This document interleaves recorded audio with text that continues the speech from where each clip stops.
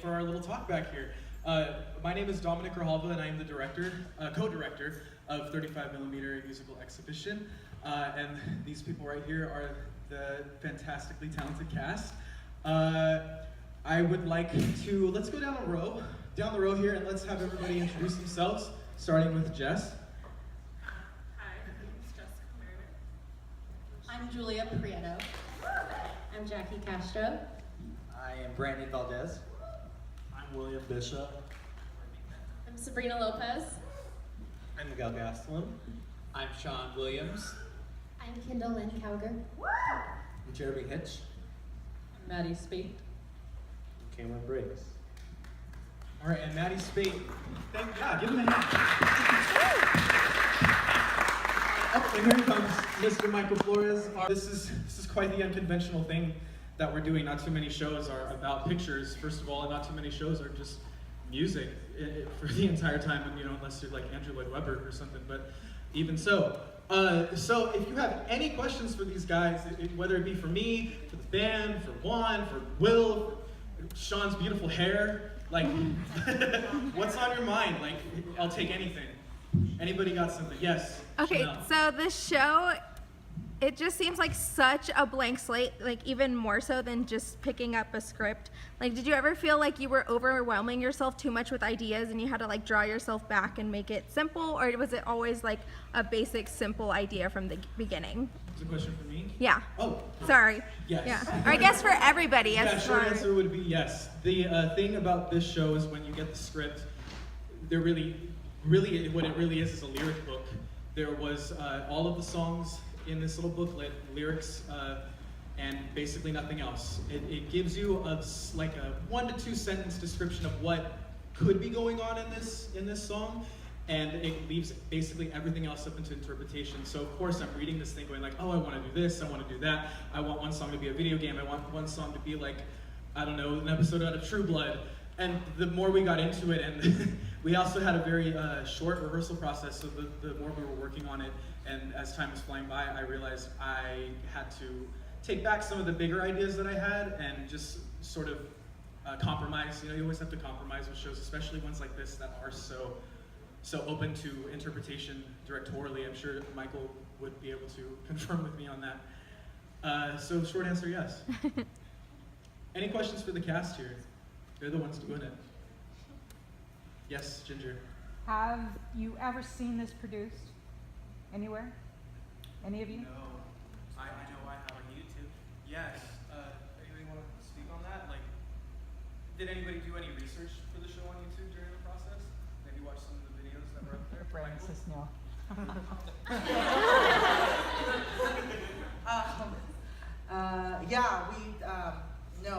We didn't see, well, no, I don't think anybody saw it live, because it happened, what year did this go?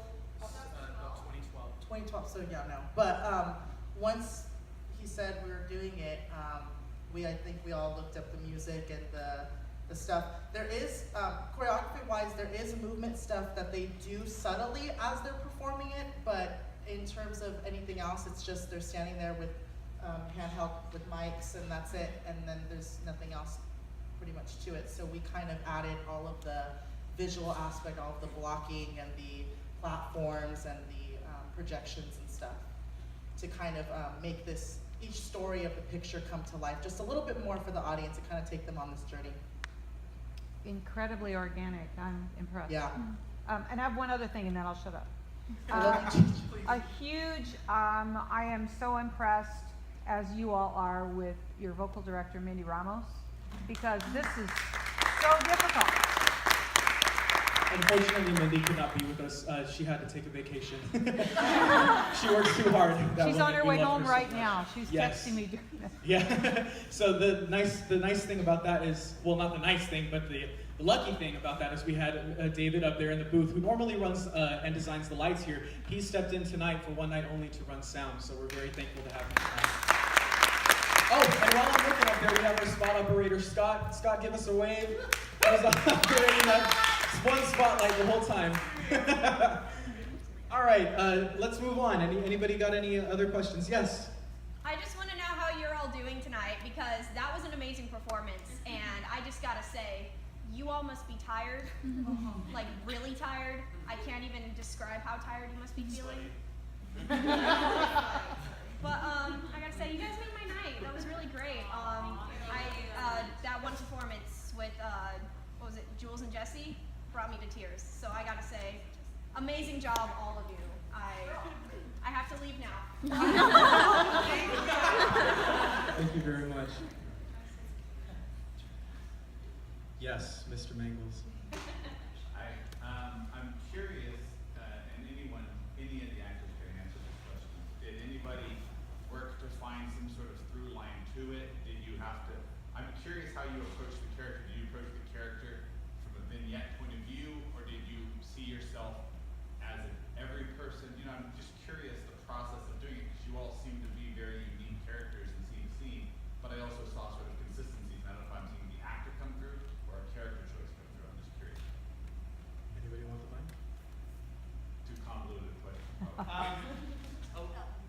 Pass it down. I like that. So, my part of my track is really interesting to me because right before the Seraph, which is this kind of love duet between Michael's character and my character in that song, I am singing "Make Me Happy" with Sabrina, and so I'm thinking, could this be like a through line? You know, kind of Sabrina's character is making me really happy, but then I go back, and then I'm questioning. But I think for me, it's a vignette thing. So it's more like when I walk up stage, and when I turn back around, then it's different for me in that song. So anyway, that's my answer. Yeah, it's really weird. And so I think the way that the show's structured, though, like the opening number is its own. I mean, with the way the script calls us, it's photographers, and then we're the photographers and the transitions and stuff, or sometimes we're images or something like that. And so I think, like, I feel like it's a dual thing. Like, I feel like we're all just narrators of the photographs, and then, but there are those moments where you obviously become the character that is either is the photograph or the story of the photograph. So it's, that's the way it made sense to me, is to kind of separate it that way. But I think overall, I like to think of it anyway. I don't think anyone else thinks, but speaking for myself, we're all the storytellers. Have you guys seen Making the Magical Map at Disneyland? It's like that. So it's interesting because when we did opening night, we didn't have a intermission and we just went straight through.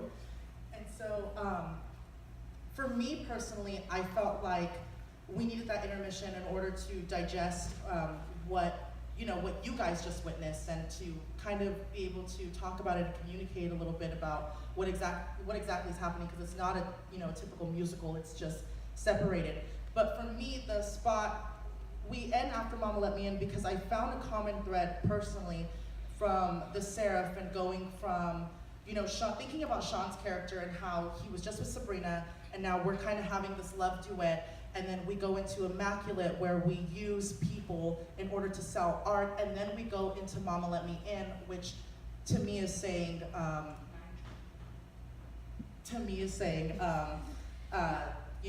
your mom or mother essentially is not accepting you for who you are, and she's calling you sin. So I found a common thread between Mama Let Me, from the Seraph going into Mama Let Me In, as like I found like a cohesive story there. Does that make sense? So, yeah. And I hate to go off topic, but what he was saying about there was an intermission on the opening night, that's just sort of a testament to how much of an experiment this entire process was, because again, this thing is not meant to be performed like this. It's normally in concert style, but we wanted to kind of push the envelope and take it to that next level. So there were many different points in this process to where something may not have been working, so we felt we had to find another avenue to sort of make sense of all of this, and to help the audience make sense of all of this, because at the end of the day, we're asking a lot from you to sort of just take things as they come and experience this one moment, then move on to the next one without being like, wait, well, what does all of this mean? It's just it's just sort of not, it's supposed to mean everything and it's not supposed to mean anything at the same time. I mean, that song that Brandon and Michael share, Why Must We Tell Them Why, is all about art for art's sake and experiencing things in the moment and not really dwelling on why or how or for what purpose. It's just because, which I think is such a beautiful thing. And to me is kind of the thesis of this show, is just like, this is artistic and it's art for art's sake, if that makes any sense. So when we were doing the entire thing the whole way through, it's a 75-minute long show, and we were doing that from beginning to end with no stop. I was against it because I was like, no, we can't take a break. We have to do this, and it has to go from beginning to end. Otherwise, I don't know, whatever my idea of that was. I can't exactly put it into words, but it took Juan and Michael to be like, no, we should give them a break so the audience can kind of take in what's happening and register it for themselves and take away what they need to take away and prepare themselves for what's to come. And it was a brilliant idea, and I think the show works a lot better that way, and that's just a testament to Juan as my stage manager and Michael as my co-director. They've really been a sort of a rock for me this whole time, because it has not been an easy process, so I'm very thankful to have them on my team for that purpose. So that's my piece on that. I think we have time for maybe 2 more questions. Anybody? Anyone at all? Yes. Did you choose like the order of the songs, or was that the original? No, the order of things, the order of the songs is as written, and it is to be as performed that way. They're very strict on not taking out songs and not rearranging songs. They want it to be exactly as it was written. Anything for these guys while you got them here? Yes, Chanel. I have a question for Cameron. So you obviously weren't in the entire show, but you were just in for that one number. Was that, like, whose choice was it for you to be in one number? Did you want to do it, or was it Dominic's, or did you audition for just that number, or like? Yeah, Dom sent me a message on Facebook like a year before, almost a year before this happened, saying, hey, we're gonna do this thing. I want to feature artists, not just singers and dancers. I want people who are playing guitar, people who are painting. Lots of things went into this, and so he had me come audition for a couple of things, and I think they, as a team, decided one song would be best, and then he asked me to play in the band, so it worked well. That song is kind of guitar heavy, so I was able to do that and then go back and play the rest of the show. Awesome, you did a great job. Thank you. I think I saw a hand up over here earlier. Yes. This is kind of a convoluted question, Lisa. I'm trying to formulate it in my head. Because there was sort of, like you said, art for art's sake, and there may or may not be a cohesiveness to it. Because there was repetition in the images and in the projections, how, if at all, did that inform each vignette? Because they were repetitive. You know, it wasn't a brand new thing every time. Does that make sense? I think you're speaking about some of the, they call them transitions in the show, where we kind of drop, it's not exactly a new vignette, it's just sort of like, it is a transition from like one section of the show to the next, where we put up all of the images you saw at the beginning of the show. Is that what you mean?